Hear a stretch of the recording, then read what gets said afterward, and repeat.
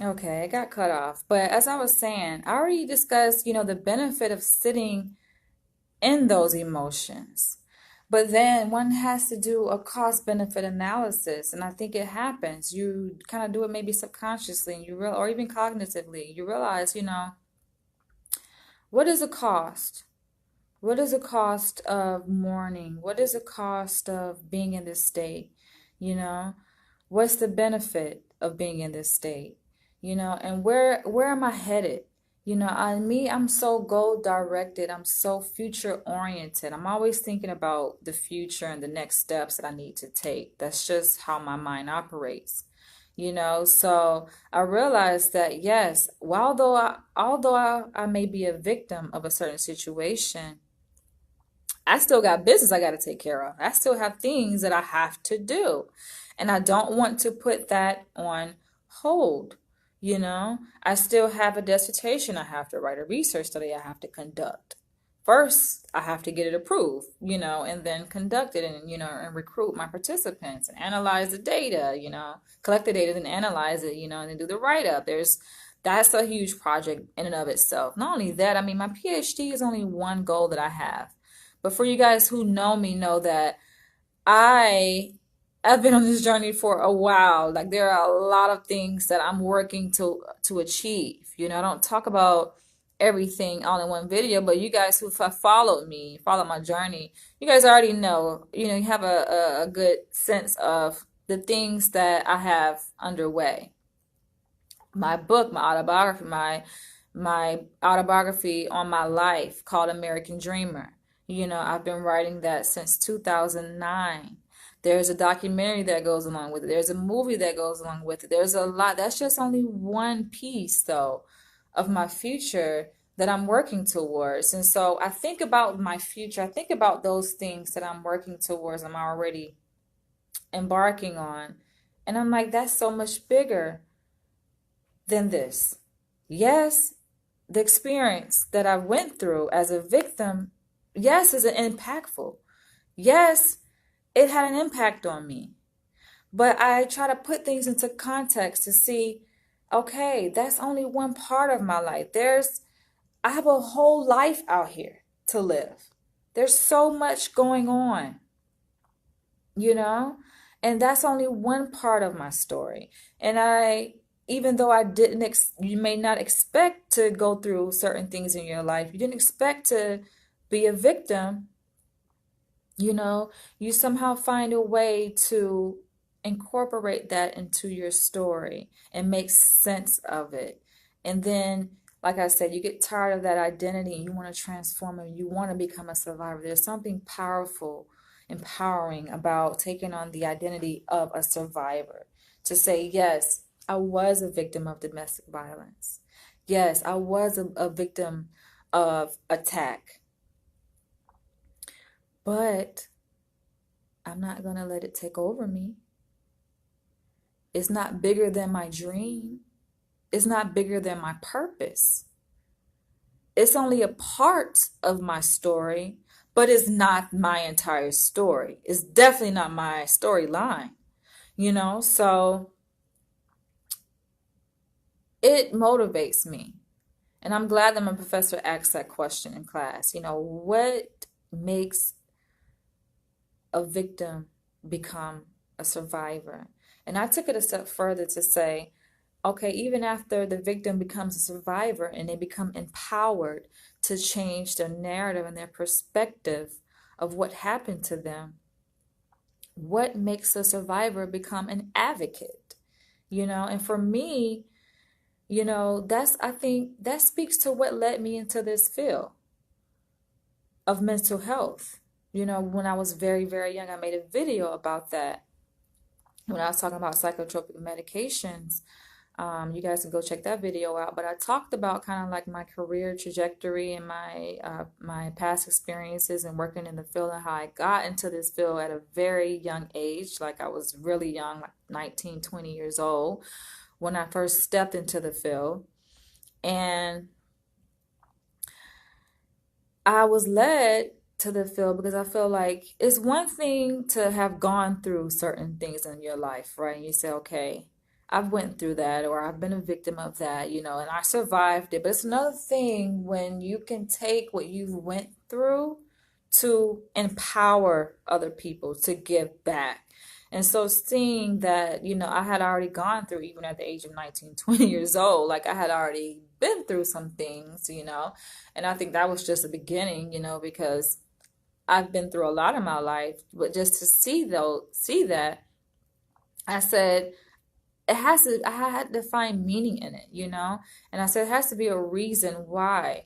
And then doing that introspection and looking at my life, I say, you know what? I want to give back to others. I want to empower other people because I know that I'm not the only one going through this, And it just it gives your life more meaning when you can connect with others who are experiencing the same thing that you've experienced or similar situations, and you can take what you've went through, because you survived a certain painful situation. You can take that and be able to use the strength, be able to use the testimony of what you went through to empower other people, to give back to others. It's just so amazing. You have a lot of people, even clients will say that, I don't want to go to no therapist, even couples who are going to premarital counseling.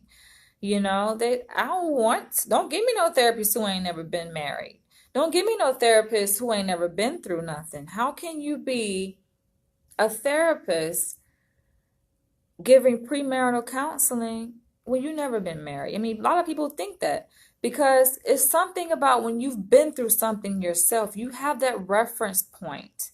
You've been through it. You got a lot of people that say, oh, I relate. I know what you're going through. No, they don't, because they ain't been through it. And even sometimes if you've been through a situation, you may not still be able to 100% say, I know what you're going through, because everybody's experience is different. You can take two women who have been abused and raped, and their experiences, they may, of course, share some commonality. You will see a lot of commonality between the two, but it's important to also look at the differences, So I think there's so much to being able to go through life, which it can be a challenge, or it can be like an obstacle course. I like to look at life as an obstacle course, not so much, oh, I'm overburdened, but just to look at it like I'm overcoming these challenges. I'm overcoming these obstacles, and it makes it more fun. It makes it more exciting to look at life like that, as opposed to looking at like, oh, woe is me, all these bad things are happening to me. It's like, no, I feel like God would not put more on me than what I can handle. And I know a lot of you guys believe the same thing. What is that? That God, he just won't do it. And, if we experience something in life, it's a good chance that we can handle it. We can get through this. I always tell myself that. Even when I encounter situations like, oh my gosh, I never experienced this before. What is happening? And then I remind myself, Danielle, you've been through some things. Like, this is nothing. You can get through this, and I will get through it, So for you guys who have been wondering, am I okay? Of course I'm okay. If I wake up every day, if I get dressed, if I come to class, if I go to work to see my clients, I'm okay. I don't do those things if I'm not feeling okay. Trust and believe. You will know. My professors will be the first to know. My clinical supervisors would be the first to know if something is wrong with Danielle because she didn't come into work today. But no, I don't miss days. I show up. I have my ways of coping with difficult situations, because we have to. You just have to. Life goes on. Like I said, I'm going to get through this program and I'll be finished. I always motivate myself a lot of times, and I say I'm halfway there and I have 4 semesters left, and it sounds like 4 semesters isn't really that long, but that's over the course of 2 years, you guys. So I still have 2 years in this program, and I'm still, as long as oxygen isn't going through my lungs, as long as I still have life in me, I'm a fighter. I'm a survivor, and even above that, I'm an advocate. I'm an advocate for people who have gone through very difficult, humiliating situations. in life and have become victims, I'm a role model for those people, because I can relate. I've been through it, and that's the reason why for me writing is so important in my life. I have to go ahead and end this video, but I'm going to have to end it by saying this because that's why I encourage people to just write, to journal. When you're able to write, you're able to reframe. We go through our experiences in life, right? And then those experiences are committed to memory. But when we write, it's like we recreate memories, based on who we are, because who we are changes over time. So the person that you were when you went through something, let's say you were 25, when you're 35 and you decide, okay, let me write my experiences down. Let me go to someone and talk about it. Same thing. When you talk about it, it's like writing.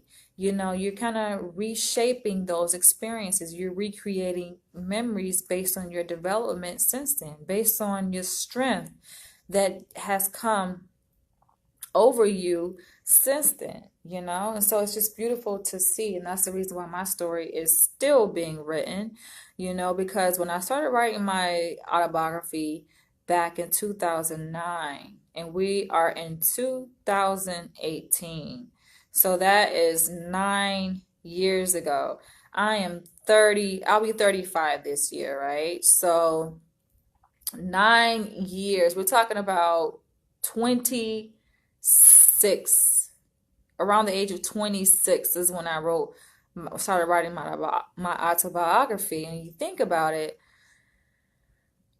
that's still kind of young. And I know who I was at 26 is totally different than who I am now. So I'm glad that I didn't release my book back then because there's more to the story.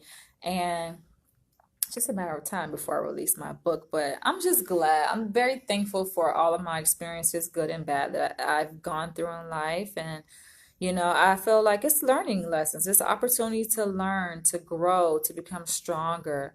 And anybody who really know me know that I usually don't pass up an opportunity to become stronger, become a stronger woman, and I like to just share that with other people from all different races, backgrounds, don't matter, because at the end of the day, it's about the human spirit. We talk about Africanness and black this, and yes, I take pride in my culture, but at the end of the day, it's like I realize, when I sit and talk to women of different races, they go through similar situations. We all had go through these things in life, these difficult times in life. And I'm just glad because, I can live to talk about it. I'm thankful that I could just wake up and still be alive to live to talk about it, to share it. Because some people don't live to talk about it. Some people are killed. Some people, take the route of suicide because it's just too much for them to bear. But I'm just thankful that, you know, I can live to talk about it, and life goes on.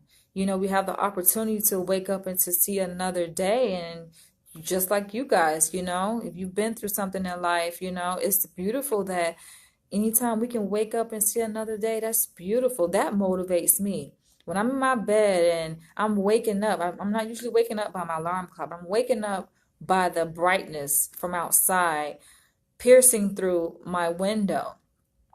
That sends a warm feeling in my body that my work is not done, that God still wants me here. That I'm still a very valuable part in our community, in our society, and I just feel good about that. So I'm going to end on that note. I thank you guys for tuning in, for watching. This is a part 2 because the video did get cut off, but I want you guys to share this video and my part 1 to anyone who feels like a victim. It's not to say we have to rush a person from becoming a victim to a survivor. It's a process. It's going to happen for them in due time. And I thank you guys for watching, and I encourage you guys, let's continue to be strong. Let's hang in there. Hang in there. I love you guys. Catch you guys later. Bye.